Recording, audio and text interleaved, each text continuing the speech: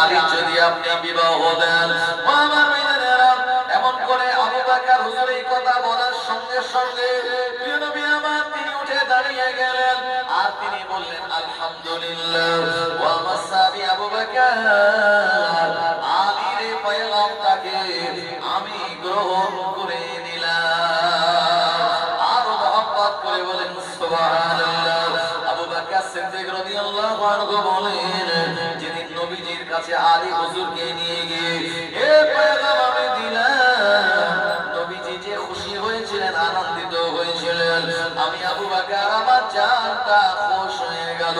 আল্লাহর নবী বলেছিলেন, ও আলী, আমার ফাতেমাকে বিবাহ করার জন্য, আমার ফাতেমাকে নিকাহ করার জন্য মোহরানা বাবু তোমার কাছে কি আছে? আমার বিজনেরা যদি আলী রাদিয়াল্লাহু আনহু বললেন, হুজুর আমার কাছে অন্য কোনো জিনিস নাই, এমনকি মদিনা জমিনে আমার থাকার মতো নিজের ঘরও নাই, শুধু রয়েছে মক্কার জমিন থেকে বহন করে আনা একটা তরবারি। আমার কাছে নবীজি বললেন, আলী তোমার এই তরবারিটা মদিনার মার্কেটে বিক্রি করে দাও, যে টাকা হয় ওই টাকাটা নিয়ে আসবে, এটাই তোমার জন্য মহারানা, আমার ফাতেমার জন্য তুমি মহারানা দিয়ে দেবে। ও আমার বেজনেরা, বিবাহের আগে মহারানা দেওয়াটা হলো ফরজ। আল্লাহ পাক কোরআন মাজিদে সূরা নিসার ভিতরে জানিয়েছেন, ওয়া আতুন নিসাই সাদকাতিহিন্না নিহলাতান, বিবাহের পূর্বে তোমরা মোহরানাগুলি আদায় করে দাও। ও আমার বিজনেরা, এই মোহরানা কত হবে? যেটা আশারা দিরহামান, মোটামুটি বর্তমান এই বাজার মূল্য অনুযায়ী বর্তমান মোহরানার অঙ্কটা হলো প্রায় 5000 টাকা। ও আমার বিজনেরা, নবীর উম্মতেরা, যদি আলী রাদিয়াল্লাহু আনহু তিনি মদিনার বাজারে চলে গেলেন আর এই তরবারিটা তিনি বিক্রি করবেন। তরবারিটা কার কাছে বিক্রি করবেন? সবথেকে ধনী সাহাবী যার নাম আমি গতকাল আপনাদের বললাম, হযরত ওসমানে গানী রাদিয়াল্লাহু আনহু, উনি মদিনার মার্কেটে ছিলেন। আলী হুজুর তরবারি নিয়ে গেলেন আর ওসমানে গানী জিজ্ঞাসা করলেন, ও আলী, মদিনার মার্কেটে আপনার আগমনের কারণ কি? ও ভাই ওসমান, আমার তরবারিটা আমি বিক্রি করতে চাই। ওসমানে গানী রাদিয়াল্লাহু আনহু বললেন, তোমার এই তরবারি যেটির নাম হলো জুলফিকার, এই তরবারিটার দাম কত?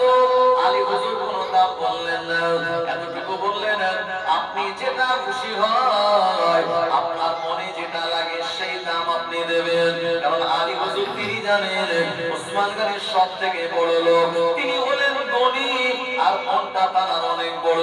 যদি আমি দাম বলি, দামটা হয়তো কম বলা হয়ে যাবে। যদি ওসমান গনি নিজের থেকে আমায় দাম দেয়, অবশ্যই ওসমান গনি বেশি টাকা দাম দিয়ে দেবে। জোরে বলুন সুবহানাল্লাহ। ও তোমরা জানিনা, সব জায়গায় টাকার কথা বলা যায় না, বলা যায়? আমরা বলি না, যেখানে বেকায়দা দেখি সেখানে একটু বলতে আছে না ভাই এরকম দেবে না। কিছু কিছু জায়গায় সেখানে গিয়ে বলে যে হুজুর কত দেবো, তো ওখানকার পরিস্থিতি দেখে বলা যায় না, যে তখন বলি যে আপনার যেটা সুবিধা হয়, যেটা খুশি আপনি সেটা দেবেন। কারণ কিছু মানুষের বিবেক অনেক বড়, আবার কিছু মানুষের বিবেক অনেক ছোট। কথা ঠিক কিনা? দেখা গেল মাওলানা সাহেব, বক্তা সাহেব, সে বেচারা ওয়াজ করতে গেল, তাকে দিয়ে দিল কত? 3000 টাকা, 4000 টাকা। আলহামদুলিল্লাহ। আর ফুরফুরা শরীফ থেকে হুজুর আসলো, তারাকে দিল 25000 টাকা। কেন দিল? কারণ হুজুর চেয়ে নিয়েছেন, তাই রাগ করবেন না আমার কথা। হুজুর চেয়ে নিয়েছেন যে আমার 25000 না দিলে আমি যাবো না, কমিটি দিয়ে দিল। আর যারা চায় না, বা আমি হয়তো বললাম না, তো আমাকে দিল 3000 টাকা। তাহলে বুঝতে হবে কি যে বিবেক নেই। কথা ঠিক কিনা? তো কিছু জায়গায় এরকম হলে তখন বলতে হয় যে হুজুরকে যা দিয়েছো, ফুরফুরা শরীফের হুজুর সম্মানীয়, তারা জুতো আমার মাথার উপরে, হুজুরকে যা দিয়েছো তার হাত অন্তত আমায় দিন। আবার কিছু কিছু জায়গায় বলা লাগে না। হুগলি জেলায়, হাওড়া জেলায় গেলে ওখানে বলা লাগে না। আমার বেটার এক জায়গায় পা ফেলে গেলাম, আমায় নজর দিল, বাড়ি এসে কোনে দেখছি 2000 টাকা। হাওড়া হুগলি গেলে আমরা যারা 12-15 নিচে দেয়, কি বুঝলি, অন্তত আমাদের দিকটা থেকে ওই জায়গায় মানুষজন অনেক বড় লোক, তো সেই জন্য তারা দেয়। আমাদের দিকের মানুষের অর্থনৈতিক পরিকাঠামো যেমন তারা সেরকম দেন, এতে আমরা অখুশি নয়। মানে আমি আগে আপনাদেরকে বলছি। তো যাই হোক, হযরত আলী রাদিয়াল্লাহু আনহু চিন্তা করলেন উসমান গনি অনেক বড় লোক, এখানে তরবারির দাম বলা মানে বোকা। তো হুজুর যেটা দেবে কম দেবেন, অনেক বেশি দেবে। তরবারির দাম যা ছিল, উসমান গনি রাদিয়াল্লাহু আনহু আলী হুজুরের হাতে যে টাকা দিলেন, এটি কিতাবে ভিতরে এসেছে 20,000 দিরহাম। সুবহানাল্লাহ, আরেকটু জোরে হবে না সুবহানাল্লাহ? আমার ভাইয়েরা, হযরত উসমান গনি রাদিয়াল্লাহু আনহু এই টাকাটা দেওয়ার পর আলী হুজুর তিনি বুঝতে পারলেন টাকাটা অনেক বেশি, আমার তরবারির এত টাকা দাম নয়। খুশি হয়ে গেলেন আলী হুজুর, তিনি বাড়ি থেকে রওনা হয়ে গেলেন। বাবার ভাইয়েরা, উসমান গনি রাদিয়াল্লাহু আনহু তিনি ডাক দিয়ে বলেন, আলী কিফ তুমি দাঁড়িয়ে যাও। হযরত আলী রাদিয়াল্লাহু আনহু দাঁড়িয়ে গেলেন। উসমান গনি তরবারিটা নিয়ে হাতে নিয়ে বললেন, ও আলী, আমি উসমান তোমার মতো যুবক নই, আমি তোমার মতো বীর পালোয়ান নই। এ জুলফিকার, আমি উসমান আমার হাতে মানায় না, এটি তোমার হাতে মানায়। আমি তোমার তরবারি তোমার কাছ থেকে কিনে নিয়ে আবার আমি এটি হাতিয়া দিলাম। আরো জোরে বলেন সুবহানাল্লাহ।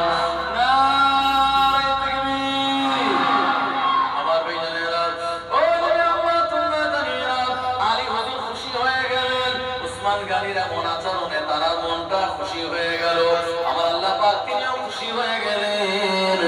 তরবারি বিক্রি হলো না, উপরন্ত টাকাও পেয়ে গেলেন, তরবারি চলে আসলো। আল্লাহর নবীর সাহাবী হযরত আলী রাদিয়াল্লাহু আনহু ঘরে চলে গেলেন। আবু বকর হুজুর রাদিয়াল্লাহু আনহু তার জন্য বিবাহের ব্যবস্থা করলেন। মদিনার মার্কেট থেকে ও জামানায় যতটুকু কাপড় কেনা যায়, এই কাপড়টা তিনি আবু বকর হুজুর তিনি নিজে কিনলেন। আর আলী রাদিয়াল্লাহু আনহুকে নিয়ে বিবাহের জন্য বর সাজিয়ে নিয়ে যাবেন। আবু বকর সিদ্দিক রাদিয়াল্লাহু আনহু নবী সাল্লাল্লাহু আলাইহি ওয়াসাল্লাম ফাতেমার কাছে গিয়ে বললেন, মা, আমি তোমায় বিয়ে দেব, তবে দূরে কোনো জায়গায় নয়, আমার এই কুরাইশ বংশের হাশিমি গোত্রে আমার চাচাতো ভাই আলীর সঙ্গে আমি তোমায় বিবাহ ঠিক করেছি। হযরত আলীর বয়স তখন 24 বছর, আম্মাজান ফাতেমার বয়স তখন আমার ভাইজানেরা আপনার ওই 17-18 বছরের কাছাকাছি। এই বয়সের ভিতরে তাদের দুইজনের বিবাহ হবে। যদি আবু বকর সিদ্দিক রাদিয়াল্লাহু আনহু আমার ভাইজানেরা আর তিনি আলী হুজুরকে নিয়ে চলে আসলেন। আর প্রিয় নবীর কাছে নবী আমার হযরত ফাতেমা রাদিয়াল্লাহু আনহাকে ঘরে রাখলেন। আর আলী হুজুরকে বসতে দিলেন যে জায়গায়, এটা কোনো প্যান্ডেল ছিল না, আলাদা কোনো বিয়ে বাড়ি ভাড়া করা হয় নাই, এটি হলো মদিনার মসজিদ নববী শরীফে। আলী রাদিয়াল্লাহু আনহু মদিনার মসজিদ নববী শরীফে তিনি চলে গেলেন। সঙ্গে গেলেন আবু বকর সিদ্দিক, আলী হুজুরের আরো যারা আত্মীয় স্বজন তারা। এরপরে বিবাহের শর্ত হলো ইজাব আর কবুল। ইজাব পাঠাবেন যদি আলী রাদিয়াল্লাহু আনহু, কবুল করবেন ঘরের ভিতরে অবস্থান করা আল্লাহর নবীর কন্যা খাতুনে জান্নাত হযরত ফাতিমা রাদিয়াল্লাহু আনহা। আমার ভাইয়েরা, ইজাব কবুলের পর্ব মিটে গেল। প্রিয় নবী আমার নিজে মদিনার মসজিদে খুতবা দিলেন। আল্লাহর নবী খুতবা দিলেন, আন-নিকাহু বিআইয়ুহাল্লাযীনা আমানু তাকুল্লাহা হাক্কা তুকাতিহি ওয়া লা তামুতুন্না ইল্লা ওয়া আনতুম মুসলিমুন। বাবা ভাইয়েরা, খুতবা দানের ভিতরে বিবাহ ইজাব কবুলের পাঠ শেষ হয়ে খুতবা দেওয়ার পরে প্রিয় নবী দুইজনের জন্য দোয়া করলেন। ওই মজলিসে আমার ভাইয়েরা প্রিয় নবীর সাহাবীরা যারা ছিলেন তারা দোয়া করলেন। প্রিয় নবীর চোখ দিয়ে টপ টপ করে পানি পড়তেছিল, কারণ প্রিয় নবী তার সব থেকে ভালোবাসার কন্যা ফাতেমাকে আজকে তিনি বিবাহ দিয়ে দিচ্ছেন। আমার ভাইয়েরা, মেয়ের আব্বা সেই সময় তো কাঁদে যখন মেয়ে আপনার শ্বশুর বাড়ি চলে যায় তার জামাইয়ের সঙ্গে। আমার ভাইয়েরা, মেয়ের আব্বা বলেন, যে মেয়েকে আমি এত কষ্ট করে 18 বছর 19 বছর 20 বছর ধরে লালন পালন করলাম, আমার ওই সন্তানকে আজকে আমার ঘর থেকে অন্য ঘরে পাঠিয়ে দিলাম। আব্বা জানের চোখ দিয়ে পানি গড়িয়ে যায়, আর মায়েরা তো কাঁদেন কাঁদেন। ও আমার প্রিয় নবী আমার সুফিয়ান রাদিয়াল্লাহু আনহুর হাতে আর ফাতেমার হাতটা দিয়ে বললেন, আমার আমানতের কন্যা, আমার মহব্বতের কন্যা ফাতেমাকে আমি তোমার হাতে ন্যস্ত করলাম। স্বামীর অন্তরে তুমি দুঃখ ব্যথা দেবে না। জোরে বলেন সুবহানাল্লাহ। নবীজি তো বলতে পারতেন যে ও ফাতেমা তুমি নবীর মেয়ে, আপনি দিচ্ছি আমার সাহাবীর সঙ্গে, সুতরাং চিন্তার কোনো কারণ নাই। এ কথা বলেনি, নবীজি বলেছিলেন আলী তোমার স্বামী, তাকে খেদমত করো, তার অন্তরে ব্যথা দিও না। সুবহানাল্লাহ। এটি হলো প্রকৃতপক্ষে নবীজির আদর্শ। আর মেয়ের আব্বারা এই কথাই তারা বলে দেন। আর যারা নবীজির আদর্শ মানে না, তারা হয়তো সামনে কিছু বললেও পিছনে মেয়েটাকে বলে দেয় অসুবিধা নাই, তোমাকে বিয়ে দিয়ে দিলাম, যদি অসুবিধা হয় একবার হ্যালো বলো, আমার পার্টির লোকের সঙ্গে ভালো চ্যানেল আছে, হ্যাঁ যদি গন্ডগোল কিছু হয় তাহলে সেই আমি ব্যবস্থা নিয়ে নেবো। তো সেই মেয়েগুলি এই কথা শুনলে পরে তার কি পাওয়ার অনেক বেড়ে যাবে। শ্বশুর শাশুড়ির খেদমত করা বাদ দিয়ে আমার মেয়েরা মার্কেটিং এ দাম বলে কি হবে না? আমার মেয়েরা ও নবীর উম্মতেরা, এজন্য বিয়ে করার আগে দিনদার ভালো বংশ আপনায় আমায় দেখা প্রয়োজন। নবীর উম্মতেরা যদি আলী রাদিয়াল্লাহু আনহু ফাতেমার সঙ্গে যখন তার বিয়ে হয়ে গেল, ওই মদিনা জমিনে থাকার মতো আলী হুজুরের নিজস্ব কোনো ঘর ছিল না। কারণ আলী হুজুরের ঘর ছিল মক্কাতুল মুকাররমায় আবু তালিবের ঘর। চলে গেলেন মদিনায়, এখানে তো হিজরত করে গিয়েছেন, কোনো ঘর নাই, মন করে থাকবেন। এমন সময় নবীজির একজন সাহাবী, ওনার নাম হলো হযরত নোমান বিন বশীর রাদিয়াল্লাহু আনহু, উনি বললেন আলী চিন্তার কোনো কারণ নাই, ফাতেমাকে নিয়ে আপনি আমার ঘরে থাকবেন।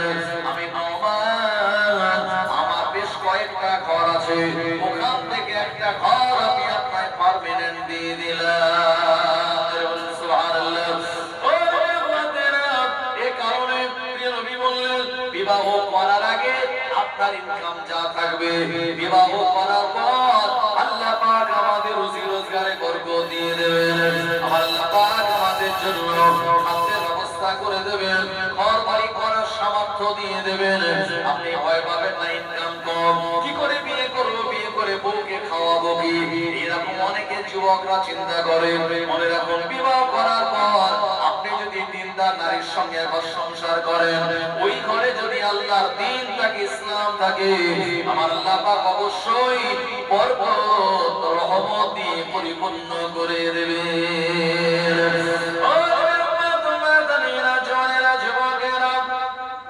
ফাতেমাকে বিবাহ দেওয়ার পর প্রিয় নবী ফাতেমাকে দিয়েছিলেন আপনার একটা খেজুর গাছের শিকড়ের একটা পালিশ, খেজুর গাছের শিকড় নরম করে একটা হরের ভিতরে দিয়ে একটা বালিশ বানানো হলো। ওই বালিশটা নবীজি দিয়েছিলেন। আর দিয়েছিলেন আপনার একটা চাঁদা, যেটাতে জব পেশা হয়। ও আমার মেয়েরা, নবীজি দিয়েছিলেন একটা পাথরের হাড়ি, আর দিয়েছিলেন নামাজের একটি আপনার খেজুর পাতার মুসাল্লা, যেখানে নামাজ আদায় করা হবে।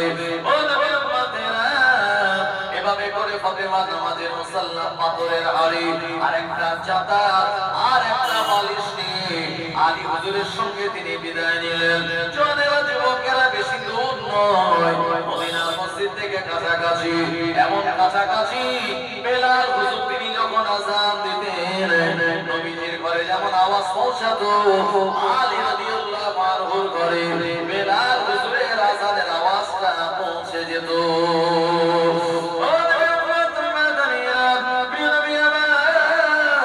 একদিন তিনি মদিনার মসজিদে বসে আছেন, একজন সাহাবী আসলেন, ইয়া রাসূলুল্লাহ, আমি স্বপ্ন দেখলাম, আসমান থেকে একটা আলো জ্যোতি যেন আপনার কোলের উপরে এসে পড়ল। নবী আমার তাবির কিছু বললেন না। এরপরে নবী আমার ঘরে গেলেন, উম্মে সালমা রাদিয়াল্লাহু আনহা, আল্লাহর নবী প্রাণ প্রিয় বিবি, উনি বললেন, ইয়া রাসূলুল্লাহ, হাবিবাল্লাহ, আমি গতকাল স্বপ্ন দেখলাম আকাশের একটা আলো আপনার কোলের উপর এসে পড়েছে। প্রিয় নবী বললেন, ও উম্মে সালমা, তুমি খুশি হও, আমার ফাতেমাকে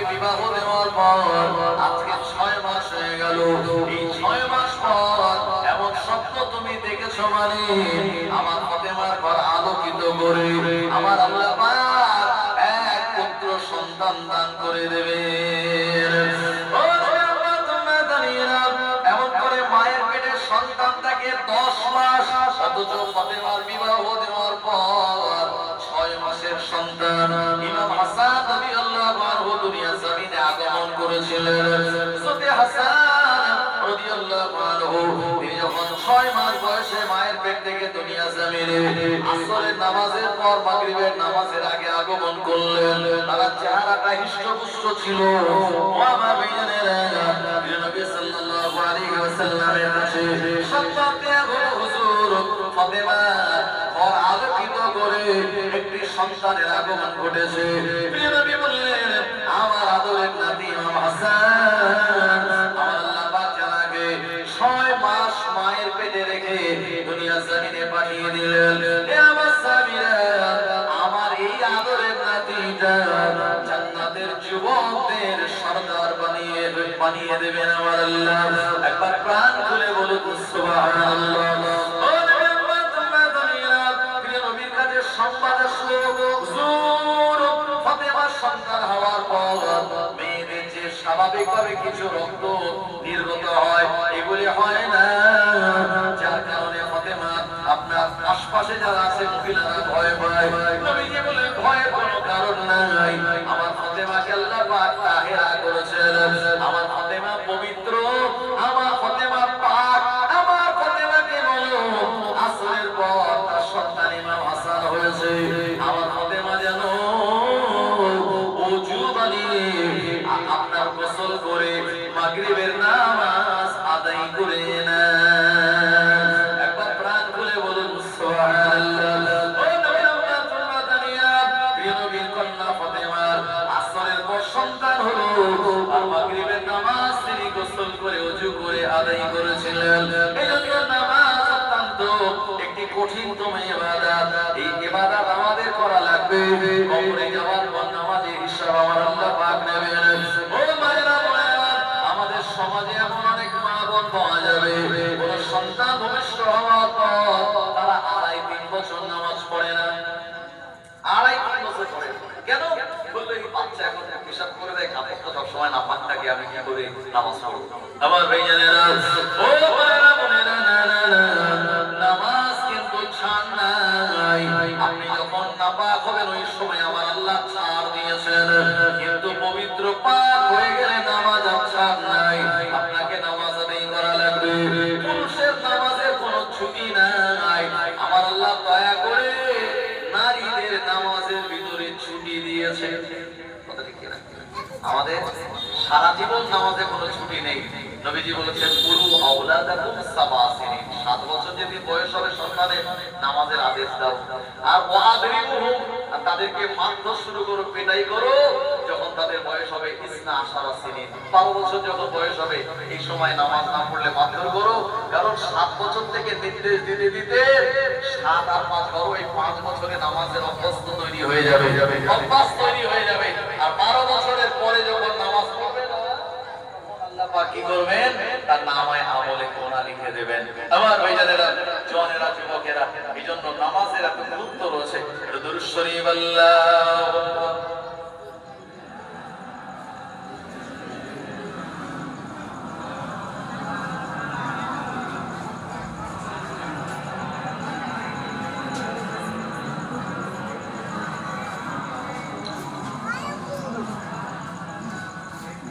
ওয়াক্ত যে হলো ওযু করো, মসজিদে চলো।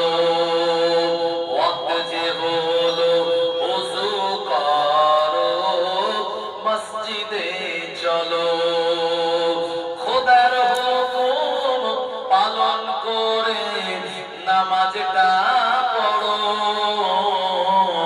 ওয়াক্ত যে হলো ওযু করো, মসজিদে চলো।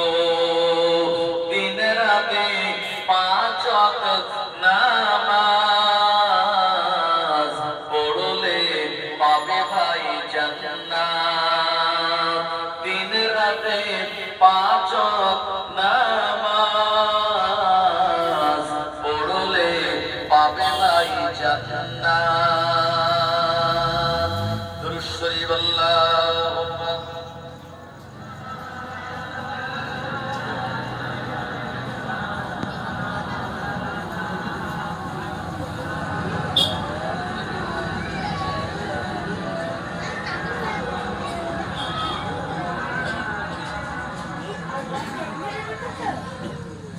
আমার ভাইজানেরা, জওয়ানেরা, যুবকেরা, তো ইমামে হাসান রাদিয়াল্লাহু আনহু আম্মাজান ফাতেমার গর্ভে মাত্র 6 মাস ছিলেন।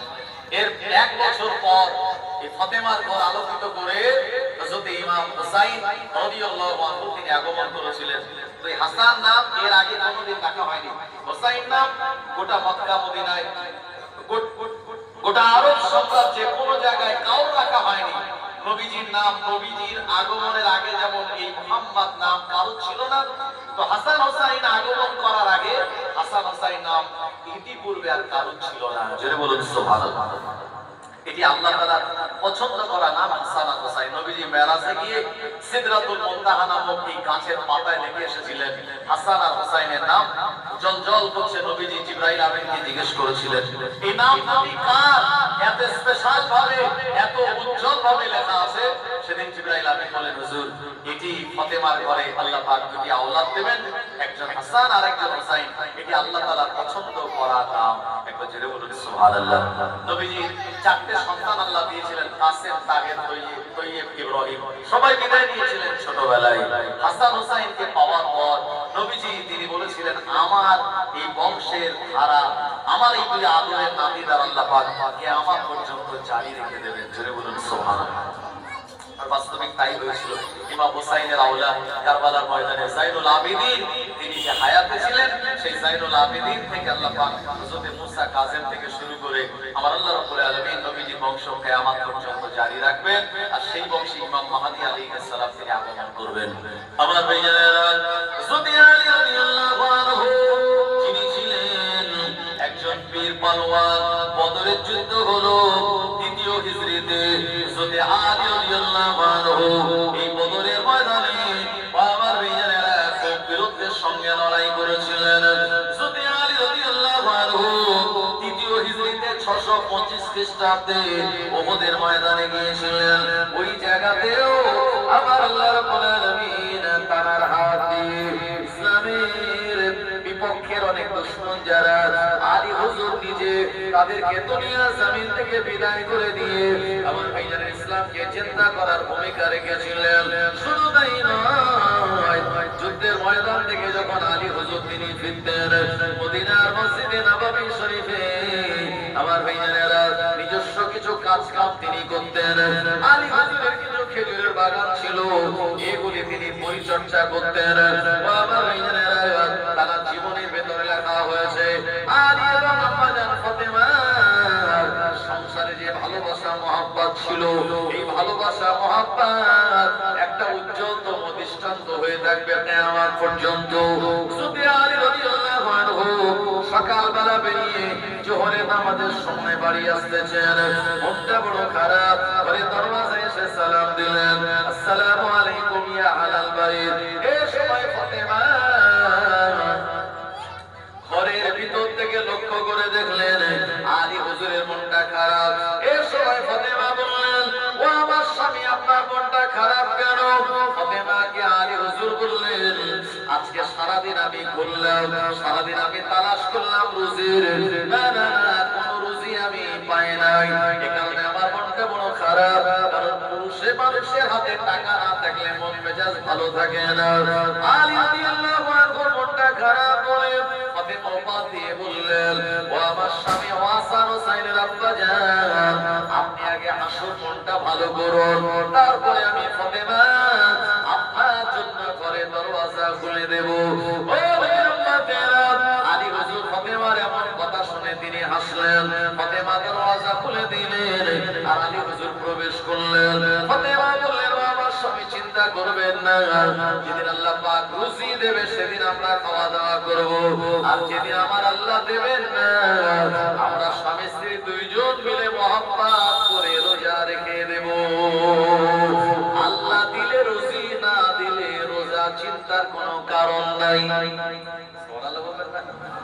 আমাদের ঘরের বিবিরা হলে এরা বলবে, হ্যাঁ আমাদের ঘরের বিবিরা হলে বলবে, সারাদিন ঘুরে যদি টাকা পয়সা না নিয়ে বাড়ি আসেন তো কি বলে আপনি বুঝতে পারবেন। কি বলবে, কি বলবে না?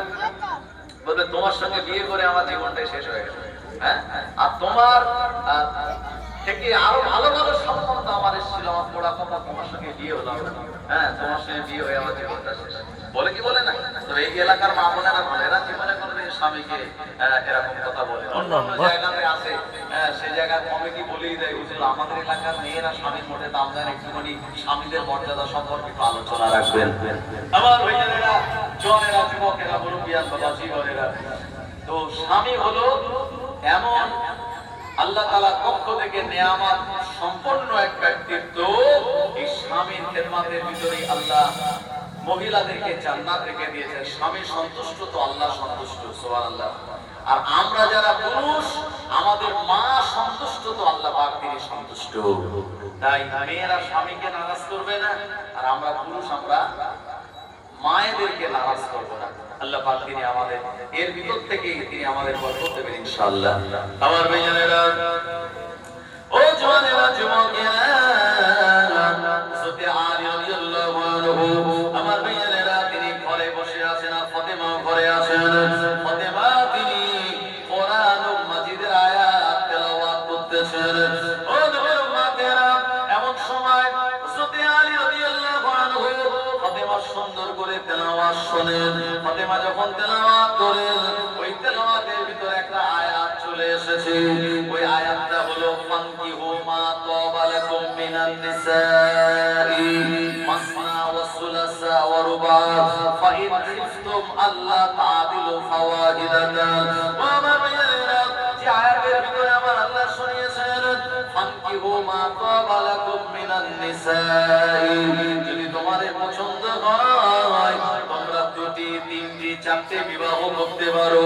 তবে মনে রেখো ফাইন খিফতুম আল্লা তা'দিলু, যদি তোমাদের ভয় হয় চারজনের সঙ্গে আমি সামঞ্জস্যতা বজায় রেখে চলতে পারবো না, ফাওয়াহিদাতান, তাহলে তোমরা একটাই করো। আমার ভাইয়েরা, এই আয়াতে কারিমা যখন চলে এসেছে, অন্যান্য আয়াতগুলি ফাতেমা জোরে জোরে তেলাওয়াত করেছেন। আর চার বিয়ের পারমিশনের আয়াত, ওটা ফাতেমা জবান স্লো করে নিয়েছেন, আস্তে আস্তে তেলাওয়াত করতেছেন।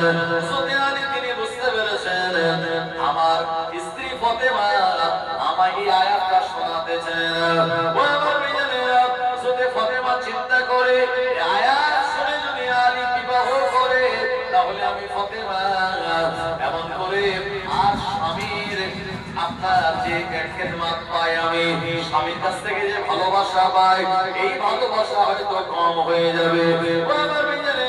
এরকম কনসেপ্ট, এরকম ধারণা তার ভিতরে যখন চলে আসলো, আলী হুজুর তিনি বুঝতে পারলেন। ফাতেমাকে মুচকি হেসে বললেন, এ আমার বিবি ফাতেমা, ও হাসান হোসেনের আম্মা, ওই আয়াতে কারিমা তোমায় আসতে পড়া লাগবে না। তুমি ফাতেমা, তুমি আমার কাছে চারজন বিবির সমতুল্য। আমি তুমি বেঁচে থাকতে আর বিয়ে করব না, সুবহানাল্লাহ। কারণ তুমি খেদমত করো আমায়, তুমি মহব্বত করো আমায়, তুমি আমার শরীরের খোঁজ খবর নাও। আমি যুদ্ধের ময়দান থেকে যখন আসি, তুমি আমায় সেবা করো। যে সেবা তুমি একা করো চারজনের সমান, চারজন থাকলে এই মহব্বত আমায় করবে না। তো ফাতেমা তিনি খুশি হয়ে গেলেন। এই মহব্বত, এই ভালোবাসা তাদের ঘরে ছিল। আর আমাদের ঘরে কি ভালোবাসা মহব্বত আছে আপনারা সব জানেন। এই জন্য ভালোবাসা, স্বামী স্ত্রীর মহব্বত রাখা, এটা হলো একটা বরকতের বিরাট বড় নমুনা। তাই যার সঙ্গে যার সমস্যা, ঝগড়া ঝামেলা আছে, এটা মিটিয়ে নেবেন।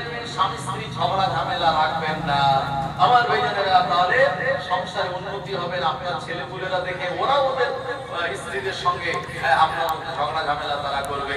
আর জামাই বেটা যদি দেখে, তাহলে তার কথাই হবে, সেও তার স্ত্রীর সঙ্গে, মানে আপনার মেয়ের সঙ্গে তারা এরকম করা শুরু করবে। তাই আমি যদি ভালো হই, সবাই ভালো হয়ে যাবে। কথা ঠিক না? আগে আমাকে ভালো হতে হবে। আমি কে? আমি হলাম বাড়ির গার্জিয়ান। আমি যদি বাড়ির গার্জিয়ান ঠিক হয়ে যাই, ইনশাআল্লাহ আমার দেখা দেখি সবাই ঠিক হয়ে যাবে। আমার ভাইয়েরা, হযরত আলী রাদিয়াল্লাহু আনহু তিনি যুদ্ধের ময়দানগুলিতে এমন ভাবে লড়াই করতেন, আল্লাহ নবী তাকে দেখে খুশি হয়ে বলতেন, ওয়ালি, আল্লাহ পাক তোমার হাতে দিয়েছেন জুলফিকার। এই জুলফিকার দিয়ে যেমন ভাবে তুমি লড়াই করো, এই লড়াই ময়দানগুলিতে আমার আল্লাহ পাক বিজয় দান করে দেন। সপ্তম হিজরিতে খায়বারের যুদ্ধ হবে। আল্লাহ নবী সাহাবে کرامদের নিয়ে খায়বারের ময়দানে চলে গেলেন। এই খায়বারের ময়দানে কম বেশি কয়েক হাজার রোমান সৈন্যদের বিরুদ্ধে লড়াই হবে।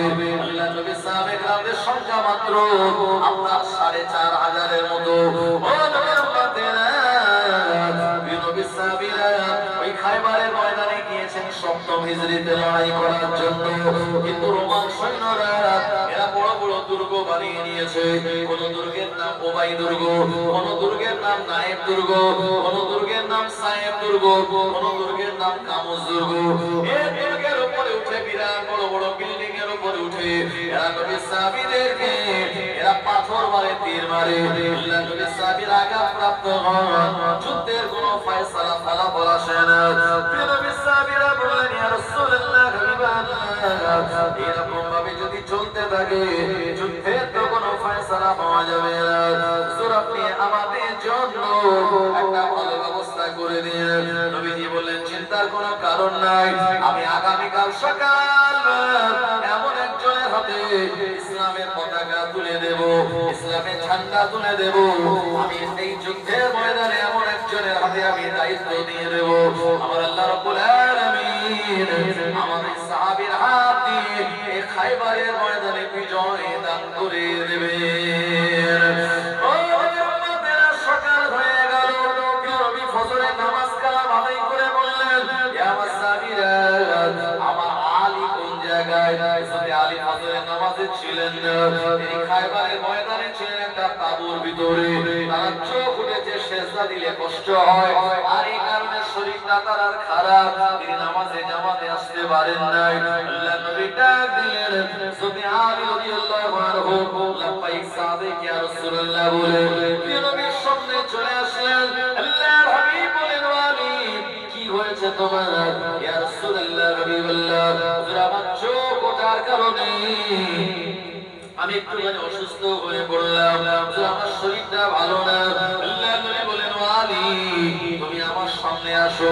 নবী তার কাছে রেখে দিলেন, নিজের নোয়া মোবারক, নিজের লালা মোবারকটা নিয়ে নবী হযরত আলী রাদিয়াল্লাহু আনহুর চোখে লাগিয়ে দিলেন। আর নবীজির লালা মোবারক আলী কাররামাল্লাহু ওয়াজহাহু চোখে লাগার সঙ্গে সঙ্গে আমার আল্লাহ আলী হুজুরের চোখটা ভালো করে দিয়েছিলেন। আরো মহব্বত করে বলুন সুবহানাল্লাহ। নবীজি বলেন, আলী তোমার দায়িত্ব খায়বারের ময়দানে যেয়ে সেখানে তুমি হেড অফ দি ডিপার্টমেন্ট হয়ে ময়দানে লড়াই করবে, আর আমি এই জায়গা থেকে নেতৃত্ব দেব পুরো বাহিনীকে। ও নবীর উম্মতেরা, আলী হুজুরকে নবী আমার দোয়া করে দিলেন। এক হাতে তরবারি, আর এক হাতে তিনি একটা ঢাল নিলেন। নবীজি বলেন, আলী হলো তোমাদের আজকের নেতা, তার পিছনে ইসলামের ঝান্ডা নিয়ে তোমরা ওই যুদ্ধের ময়দানে রওনা হয়ে যাও। যদি আলী রাদিয়াল্লাহু আনহু এই খায়বারের ময়দানে দুর্গের সামনে গিয়ে বললেন, হে রোমান সৈন্যরা, তোরা তো কাপুরুষ, যদি তোরা বীর পুরুষ, আমি আলী আমার সামনে এসে লড়াই কর। তোরা দুর্গের উপর দিয়ে পাথর কেন মারিস, তীর কেন মারিস? এটা তো বীর পুরুষের কাজ নয়, এটা তো কাপুরুষের কাজ। এমন সেন্টিমেন্টে লাগা কথা যখন আলী হুজুর তিনি বলে দিলেন, ওদের আপনার তিনি মুখের ভিতরে দিয়ে দিলেন। ও উম্মতেরা, এমন সময় কুস্তটা বলল, ইয়া রাসূলুল্লাহ, হাবিবাল্লাহ, সূরা তুমি আমায় খাবেন না, আমার ভিতরে বিষ মেশানো রয়েছে। নবী আমার কুস্তটা ফেলে দিয়ে বললেন, হে মহিলা সাইনা বিনতে হারেসা, তুমি আমার সঙ্গে এমন আচরণ কেন করলে? ওই ইহুদি মহিলা বলল, মুহাম্মদ ইবনে আব্দুল্লাহ, আমি আপনাকে পরীক্ষা নিলাম, আপনি কি বাদশা না আপনি আল্লাহর নবী? যদি আপনি দুনিয়ার কোন বাদশা হন তাহলে আমার বিষ মেশানো গোশতকে আপনি মারা যাবেন, আর আপনি যদি নবী হন আমার এই গোশতে মেশানো বিষ আপনার কোনো ক্ষতি করতে পারবে না। ও নবীর মহিলা বলল, এই বিষ যেহেতু আপনার আপনি জানিয়ে দিল, গোশত যেহেতু আপনার জানিয়ে দিল, আপনি যেহেতু জেনে গেলেন এতে বিষ মেশানো রয়েছে, সুতরাং আমি মেনে নিলাম আপনি আল্লাহর নবী। আমার ভাইয়েরা, নবীজি সাল্লাল্লাহু আলাইহি ওয়াসাল্লাম এই খায়বারের ময়দানে তিন দিন অবস্থান করে হযরত আলী হুজুরকে সঙ্গে করে নিয়ে এই মদিনাতুল মুনাওয়ারাতে তিনি ফিরে চলে এসেছিলেন।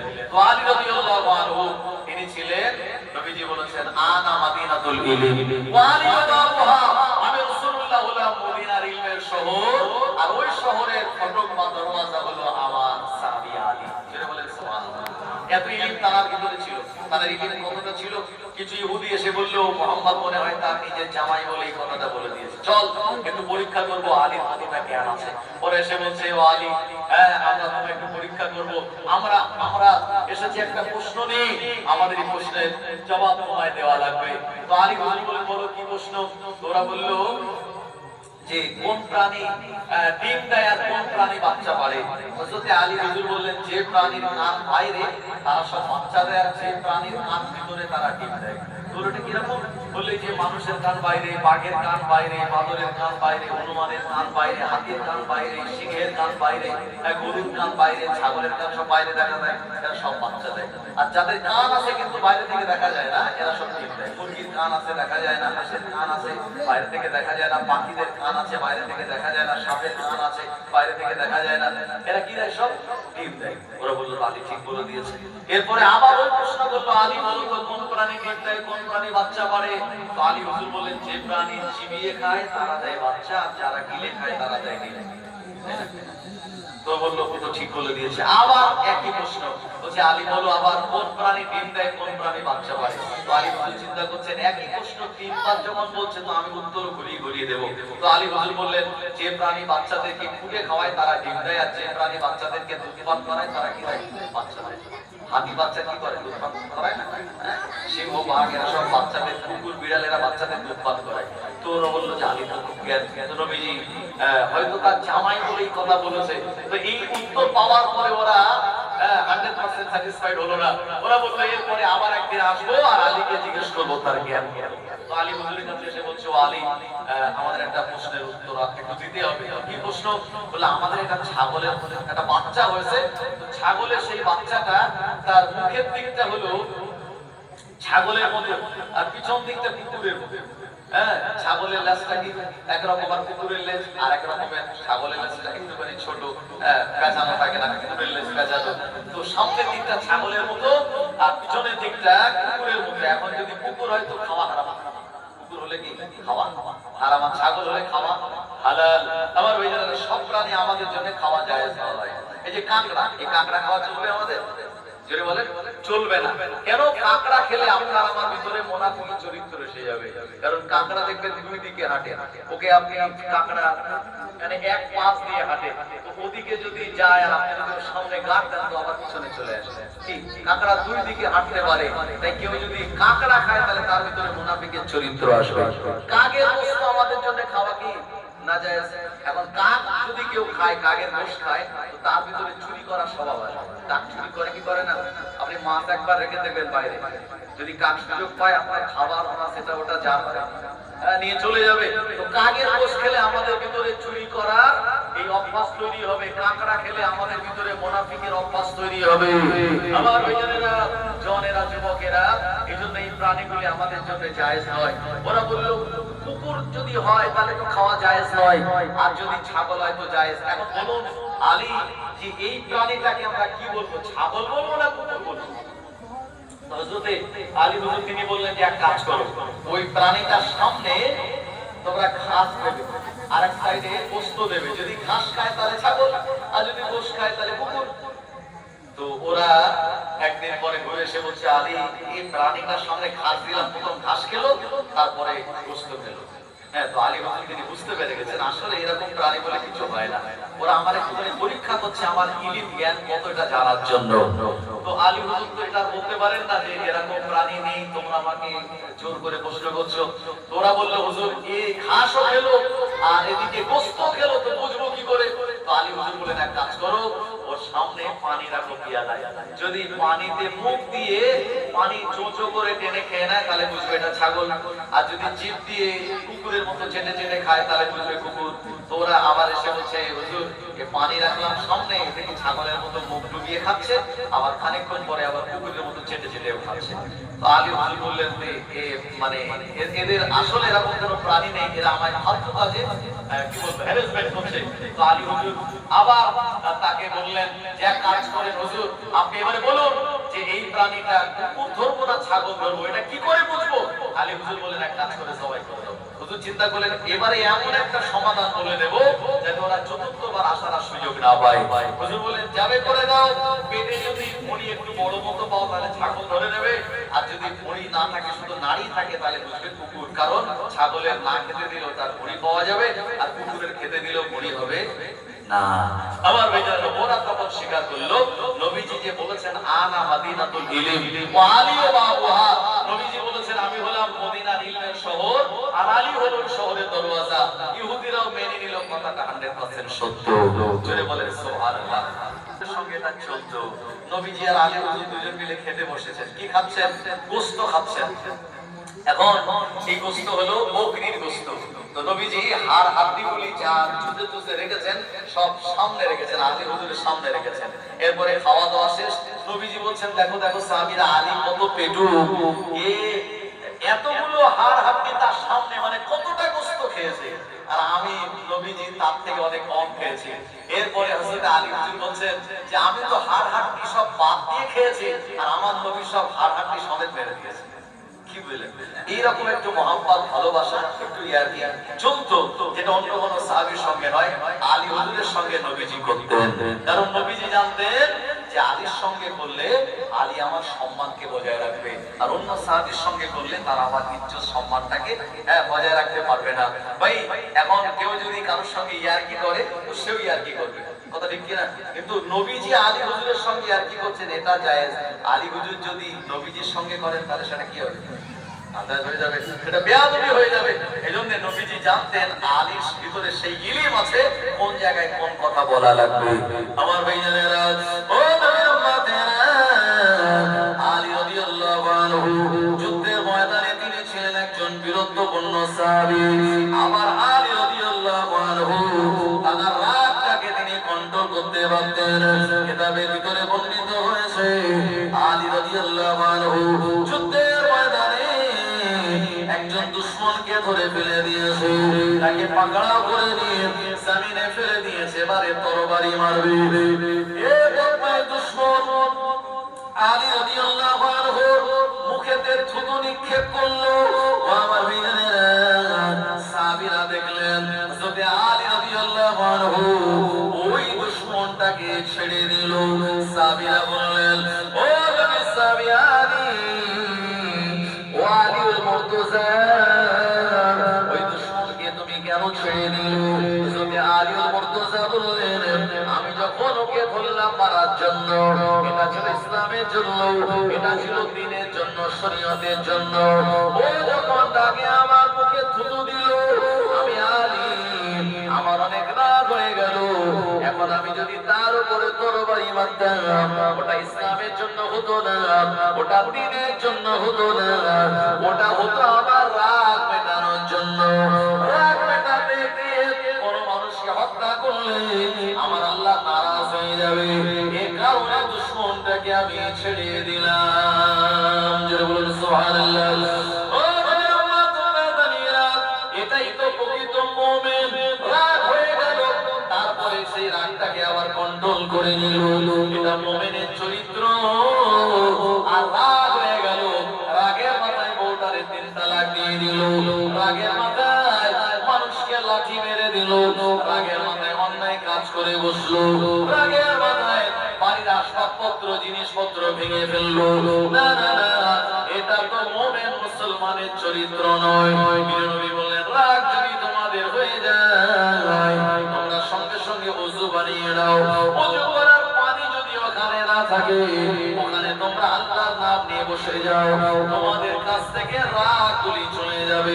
নবীজি বললেন আমার উম্মতেরা, তারা যখন রেগে যায় শয়তান তাদেরকে খামিরের মতো করে দেয়, যেমন ভাবে ইচ্ছা তেমন ভাবে তাকে পরিচালিত করে। ও নবীর উম্মতেরা, এইজন্য রাগ হলো হারাম, ওই রাগ আমাদের হজম করা লাগবে। রাগ কি বলেন? হারাম, এটা আমাদের খেতে হবে। এই হারাম না খেলে আপনি মুমিন হতে পারবেন না। আপনি বলেন হারাম খাবো মানে হ্যাঁ, মানে হজম করা লাগবে।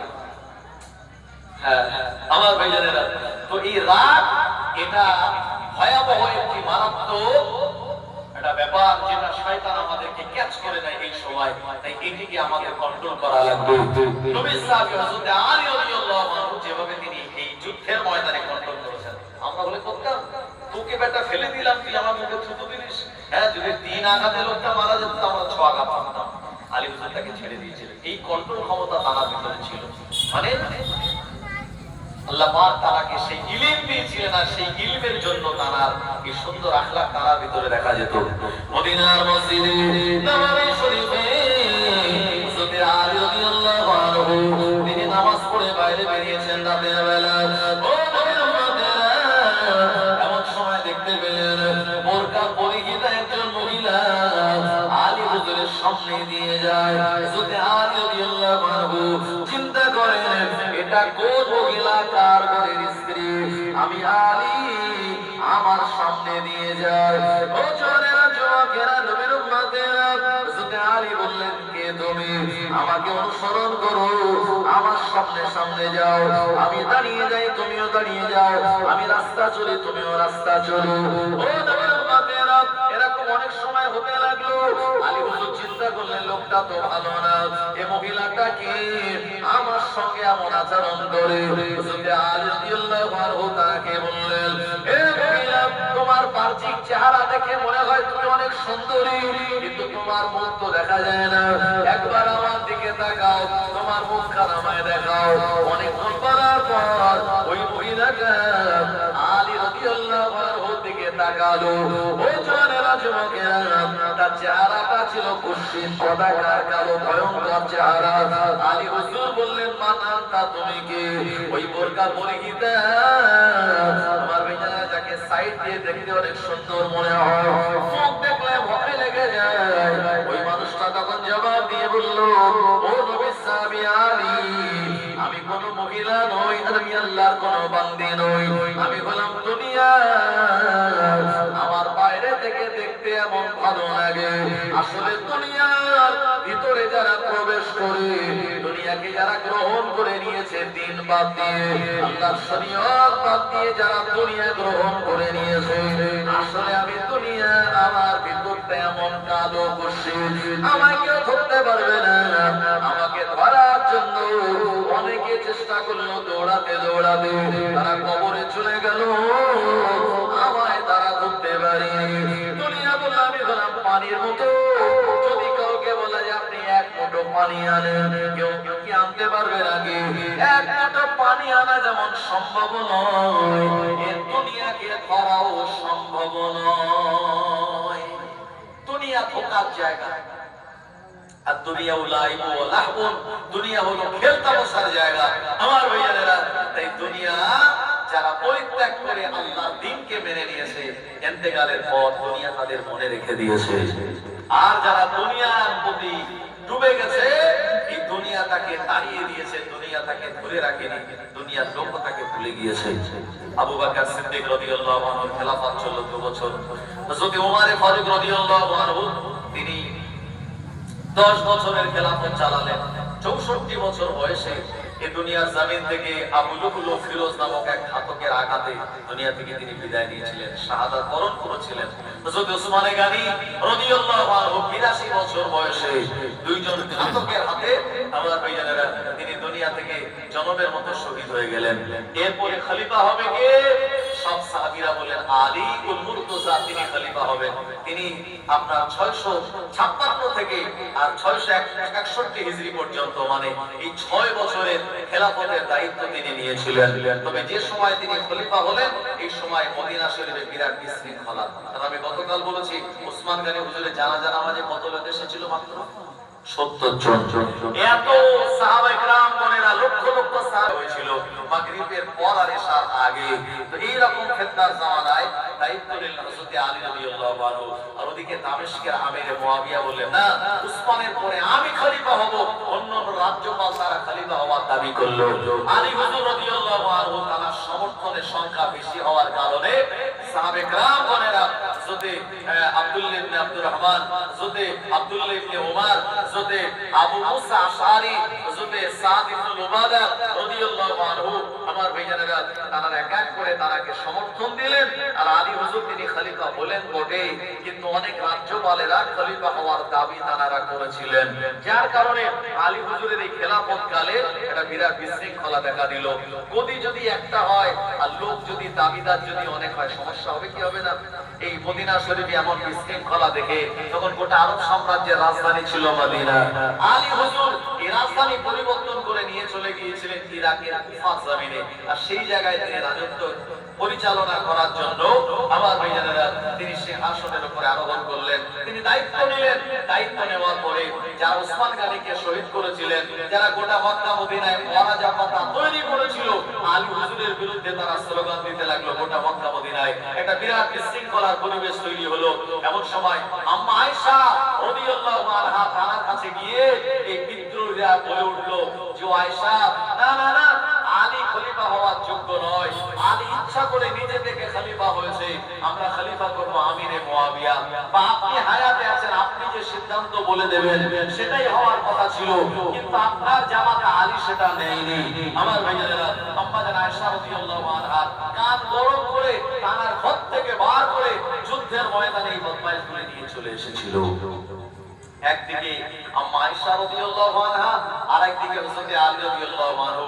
আমার ভাইয়েরা, তিনি চিন্তা করলেন, আলী হুজুর চিন্তা করলেন, যদি আমি ইরাকের কুফা থেকে সৈন্য জোগাড় করে আর তাদের এই বিদ্রোহীদের বিরুদ্ধে আমি যদি ব্যবস্থা না নিতে পারি, তাহলে এরা খলিফায়ে রাশিদিনের এই গদির অপমান অপদস্থ তারা করে ফেলবে। তাই হযরত আলী এই সিরি আপনার ইরাকের কুফার জমিন থেকে তিনি সেনাবাহিনী নিয়ে হযরত আম্মা জান আয়েশা রাদিয়াল্লাহু আনহা তিনি ময়দানে এসেছিলেন। আর যারা বিদ্রোহী তাদের বিরুদ্ধে আন্দোলন করে আমার ভাইয়েরা ময়দানে তিনি একত্রিত হয়েছিলেন। হযরত আলী রাদিয়াল্লাহু আনহু এই সময় তিনি চিন্তা করলেন, না না না, যে যুদ্ধের ময়দানে মানুষের এক জায়গায় হলো, কোন বেঈমানেরা জীবন দেবে না, মুসলমানেরা মারবে, মুসলমানেরা মারা যাবে, এটা অত্যন্ত গর্হিত কাজ, এটা আমি আলী তো করতে দিতে পারি না।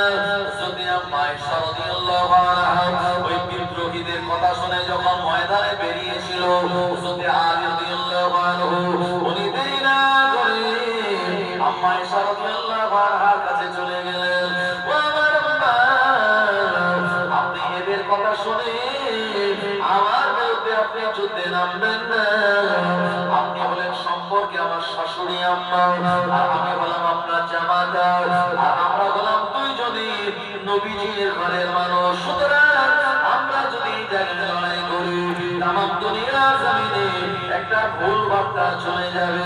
আম্মা আয়েশা রাদিয়াল্লাহু আনহা তিনি ব্যাপারটা বুঝে আমার ভাইজানেরা তিনি নীরব হয়ে গেলেন। কিন্তু বিদ্রোহীরা আম্মা জান আয়েশাকে উত্তপ্ত করে বলল, না না না, ও আম্মা আয়েশা আপনি ঘরে যাবেন না, আপনি অন্তত এখানে দাঁড়ান, আপনার নেতৃত্বে আমরা আলীর বিরুদ্ধে আন্দোলন করব, লড়াই করব। যদি আলী চিন্তা করলেন এই জায়গায় আম্মা আয়েশাকে রাখা যাবে না, উনি দেরি না করে তিনি আর উটের পেট থেকে নেমে যদি আম্মা আয়েশা রাদিয়াল্লাহু আনহা যে উটের উপরে সওয়ার ছিলেন, আলী হুজুর তিনি ওই উটের পা গুলি কেটে দিলেন। আম্মা আয়েশা রাদিয়াল্লাহু আনহা তিনি জমিনে নেমে গেলেন। এরপরে হযরত আলী রাদিয়াল্লাহু আনহা তিনি তাকে দায়িত্ব নিয়ে পর্দা সহকারে আম্মা আয়েশাকে ঘরের ভিতরে দিয়ে এসে বললেন, ও আমার আম্মা, এই ফিতনা জামানে আপনি বার হবেন না, আপনি ঘরে দিয়ে অবস্থান করুন। এই যুদ্ধের ময়দানে আম্মা আয়েশার ঘোড়ার পা কেটে দেয়া হয়েছিল, উটের পা কেটে দেয়া হয়েছিল বলে এই যুদ্ধের নাম হয়ে গেল জঙ্গে জামাল। মানে বিদ্রোহীরা কতটা মারাত্মক, এরা শাশুড়ি জামাইকে ময়দানে নামিয়ে ফেলেছিল। কি বলেছি বুঝতে পারলেন? এরা কারা? যারা ওসমান গনিকে শহীদ করেছিল তারা। এরা কারা? এরা হযরত ওমর ফারুককে যারা ছুরি মেরেছিল তাদের দলের লোকেরা।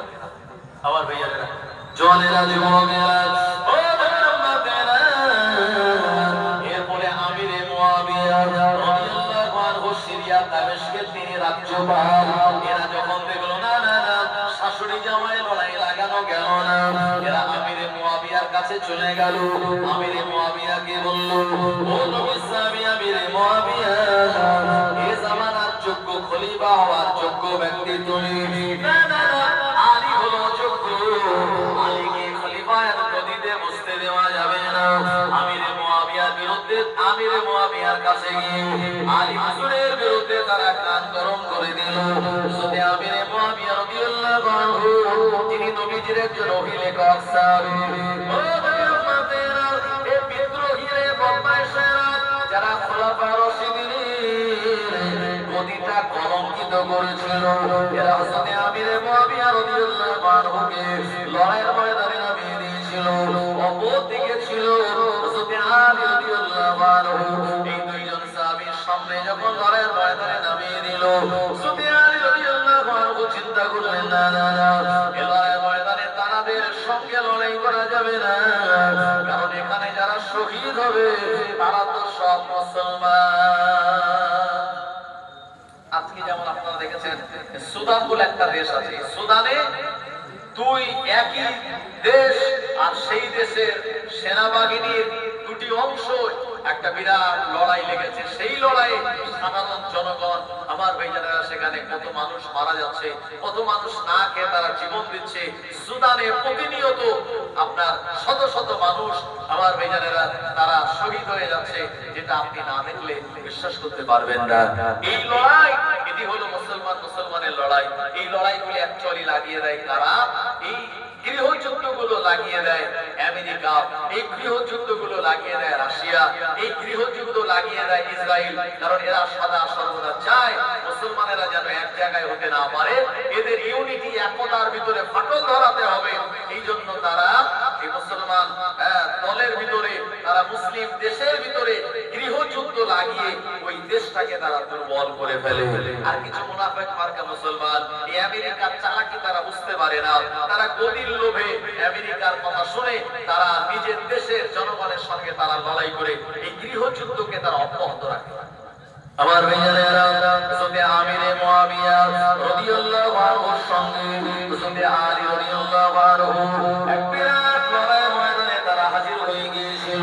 তবে এই লড়াইয়ের ময়দানে প্রথম অংশে খানিকটা লড়াই হয়েছিল। এমন সময় হযরত আলী রাদিয়াল্লাহু আনহু বললেন, না না না, এই লড়াইটাকে আগে নেওয়া যাওয়া যায় না, এই লড়াইটাকে আমি সমাপ্ত করতে চাই। হযরত আলী হুজুর বললেন, একটা সমাধানের জায়গায় আমরা বসতে চাই, মুসলমান মুসলমানের ভিতরে, আর আমরা লড়াই দেখতে চাই না।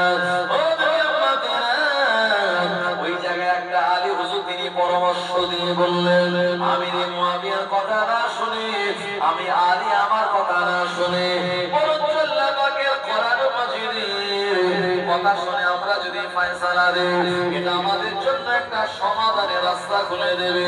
এমন সময় কিছু মানুষেরা এরা বর্ষার উপরে আল্লাহ পাকের কোরআন মাজিদকে সিফিনের যুদ্ধে তারা উঁচু করে ধরে বলল, আমাদের মাঝখানে ফয়সালা করে দেবে আল্লাহ পাকের পাক কালামুল্লাহ কোরআন মাজিদ। হযরত আলী রাদিয়াল্লাহু আনহু যুদ্ধ বন্ধ করে দিলেন, আমিরে মুয়াবিয়া তিনি যুদ্ধ বন্ধ করে দিলেন।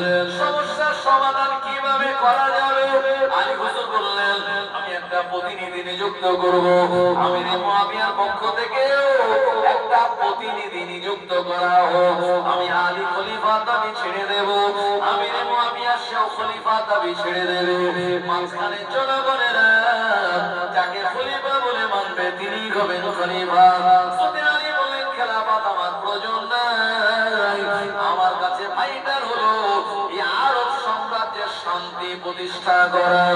ও নবীর উম্মতেরা, আলী হুজুর তিনি বললেন, এখন আমি খেলাফতের দায়িত্ব ছেড়ে দিলাম, আমিরে মুয়াবিয়া সেও ছেড়ে দেব। কিন্তু না না না, দুইজনের ভিতর থেকে প্রতিনিধি নিযুক্ত করা হলো। আমার ভাইজানেরা, হযরত আলী বললেন, আমার প্রতিনিধি হলো নবীজির সাহাবী হযরত আবু মুসা আশআরী রাদিয়াল্লাহু আনহু। আর আপনার আমিরে মুয়াবিয়ার পক্ষ থেকে যে লোকটা আপনার প্রতিনিধি, তার নাম হলো আমর ইবনুল আস। হযরত আলী যখন বললেন, আমি খেলাফতের দাবি ছেড়ে দিলাম,